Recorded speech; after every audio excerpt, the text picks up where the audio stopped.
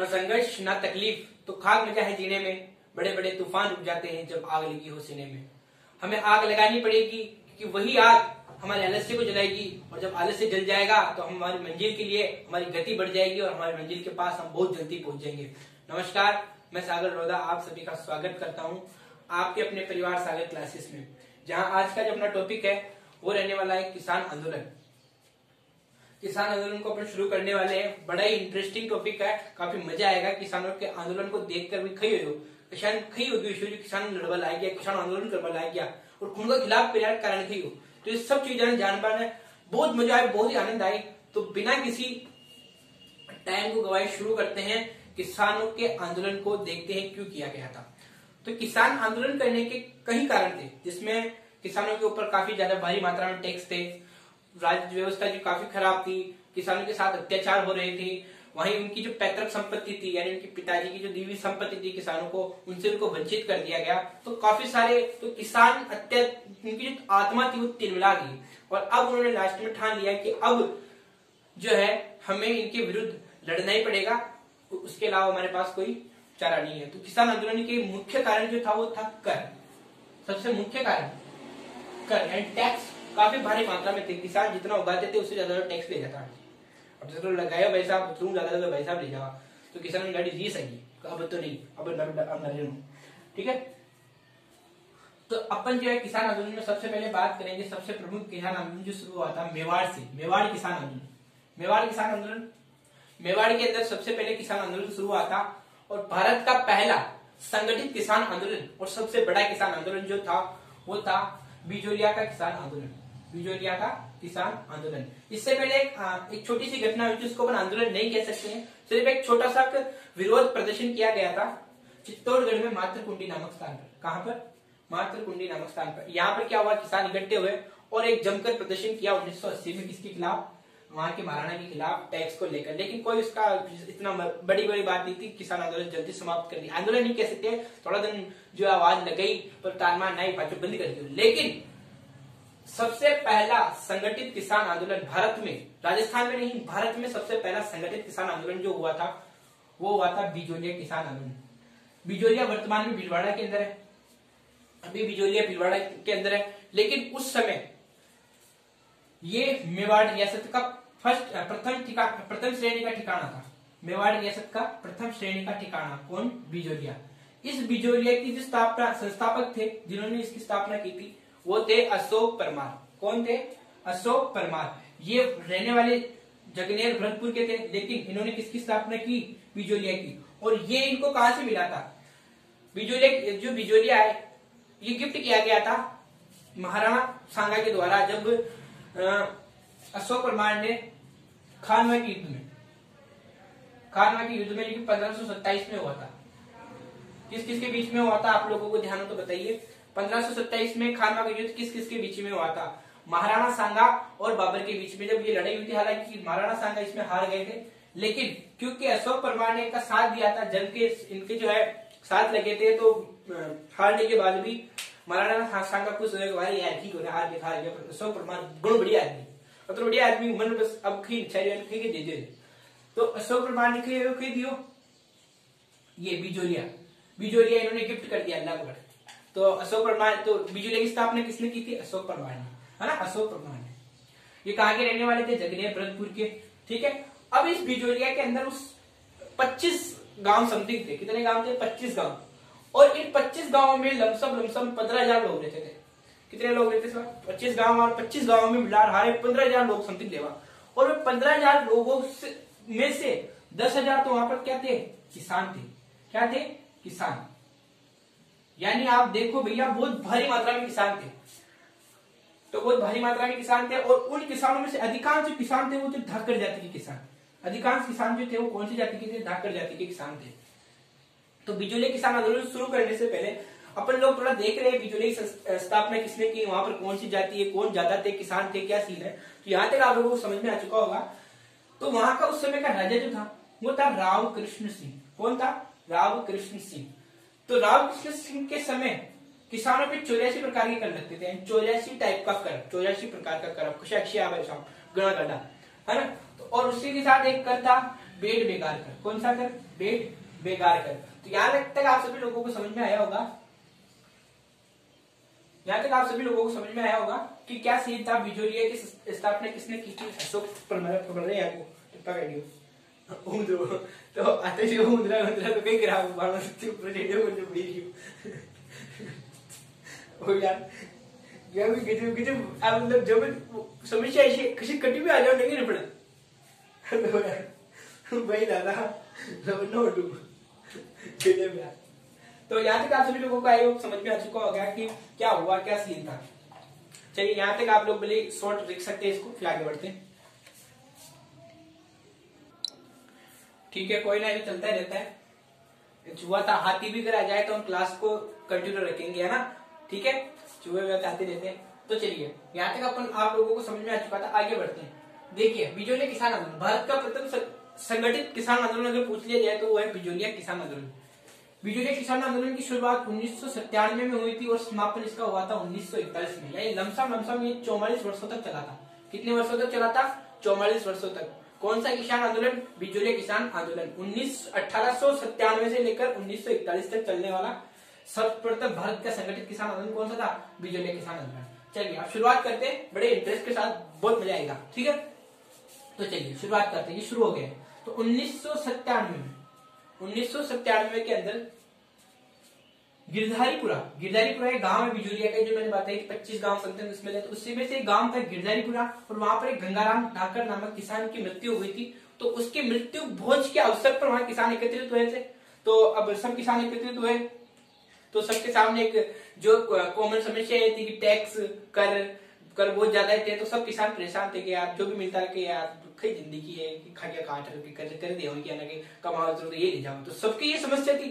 तो ये एक अवसर हो गया यहाँ पर सभी किसान के यहाँ मतलब बहुत गहरी परेशानी थी। तब एक व्यक्ति था साधु सीताराम दास। इस व्यक्ति के कहने पर सबने एक थोड़ा जो है संगठन किया, और संगठन करके इस व्यक्ति के कहने पर कि यार चलो इसके ऊपर को शिकायत करनी चाहिए ऊपर महाराणा की वहां की, हो सकता है कि उनसे हमारे को कुछ हेल्प मिल जाए, थोड़ी घनी आपने सहायता कर दे और सुन ले ये तो सुना। ठीक है, तो साधु सीताराम के कहने पर गिरधरपुरा नामक स्थान पर जो गंगाराम ठाकर की मृत्यु हुई थी, वहां से किसानों ने बेरीसाल के निवासी नानक पटेल और गोपाल निवासी ठाकरी पटेल, यानी नानक पटेल और ठाकरी पटेल को साधु सीताराम दास के कहने पर जो है उदयपुर भेजा गया। कहां भेजा गया? उदयपुर भेजा गया। किसके पास? महाराणा फतेह सिंह के पास। महाराणा फतेह सिंह के पास उदयपुर भेजा गया। दोनों गए, उन्होंने कहा कि ऐसा ऐसा है, 84 प्रकार की कर है, जितना किसान कमाते उससे ज्यादा वो ले जाते हैं, किसान कैसे जिएंगे, कैसे काम चलेगा, है ना, ऐसे तो किसान भूखे मर जाएंगे। तो फतेह सिंह ने ठीक है थोड़ा दिखावा में, हाँ चलो मैं कुछ करता हूँ।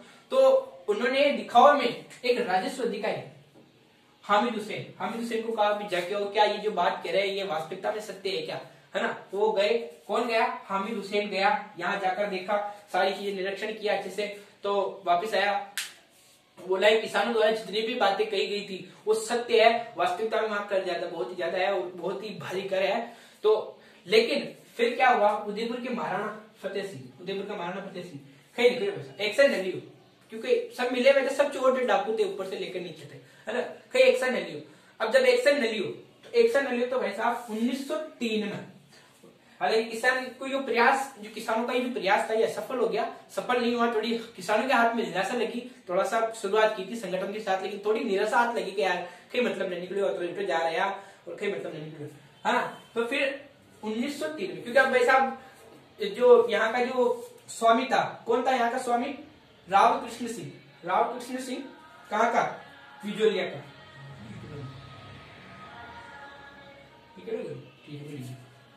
है ना। यहाँ का जो स्वामी था कहाँ का? बिजोलिया का।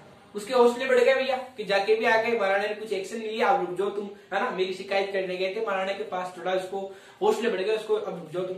तो इसने क्या किया 1903 के अंदर, 1997 में तो गए थे, गंगाराम ठाकुर वाली घटना हुई और इस घटना के बाद वहां जाके आए। फिर 1903 के अंदर 1903 में इस राव कृष्ण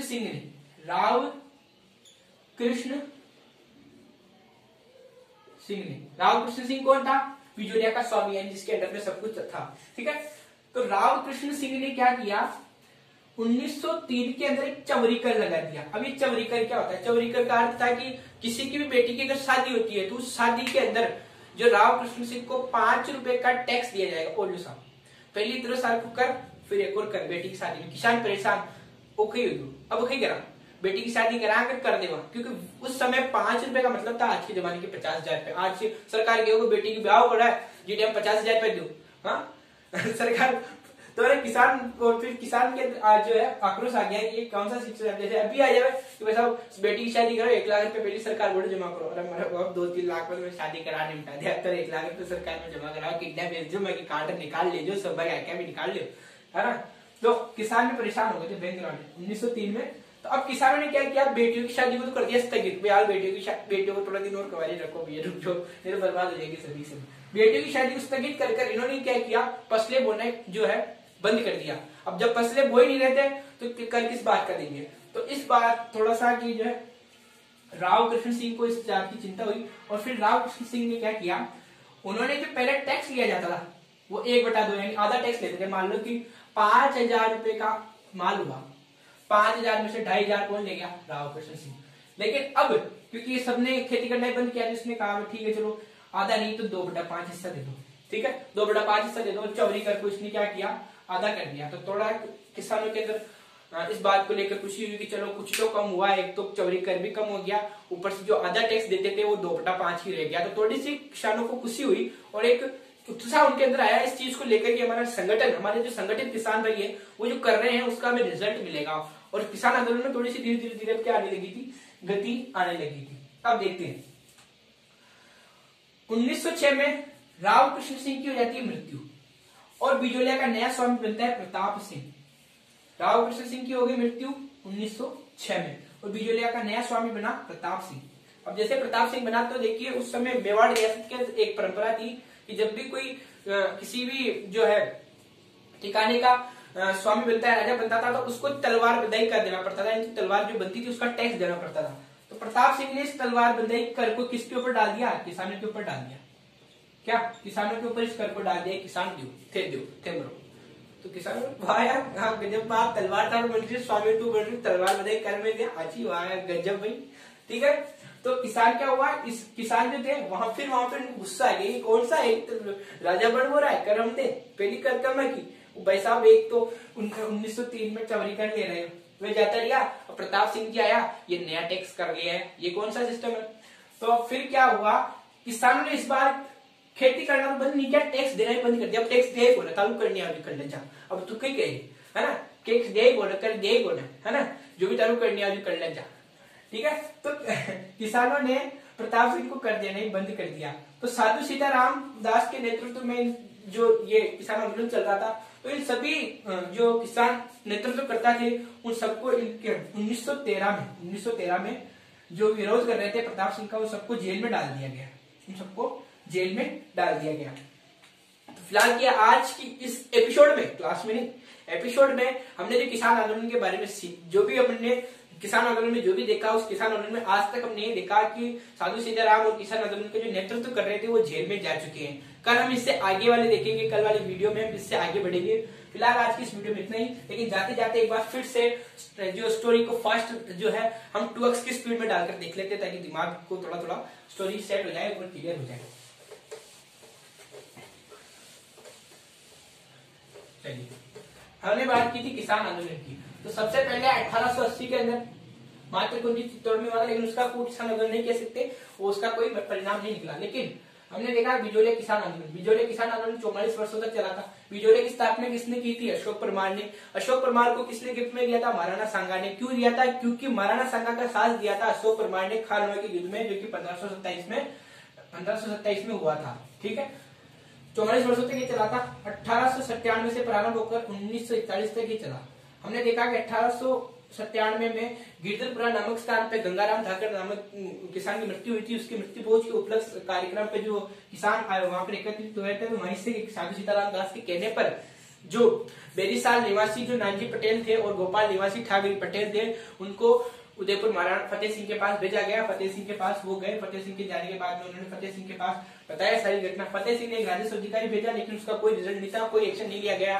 तो फिर इसके उन्होंने रामकृष्ण सिंह के हौसले बढ़ गए। उसने एक और कर लगा दिया, चौरीकर यानी बेटी की शादी में 5 रुपए देने का एक प्रकार से जो रस्म, ठीक है। तो इसका विरोध किया, विरोध करने पर जो है इसने चौरीकर को आधा कर दिया और पहले का जो किसानों पर टैक्स था उसको भी आधा कर दिया। 1906 में किसी मृत्यु हो जाती है रामकृष्ण सिंह की, और नया एक स्वामी बनता है विजोरिया का, वो है प्रताप सिंह तलवार बधाई कर जो है किसानों पर डाल देता है। इससे किसान नाराज हो जाते हैं और नाराज होने के कारण वो अब टैक्स देना ही बंद कर देते हैं, और जो इसका विरोध कर रहे थे उनको प्रताप सिंह जेल में डाल देता है। तो आज की इस वीडियो में यहीं तक देखेंगे, कल हम इससे आगे बढ़ेंगे। इसी के साथ जय हिंद, जय भारत।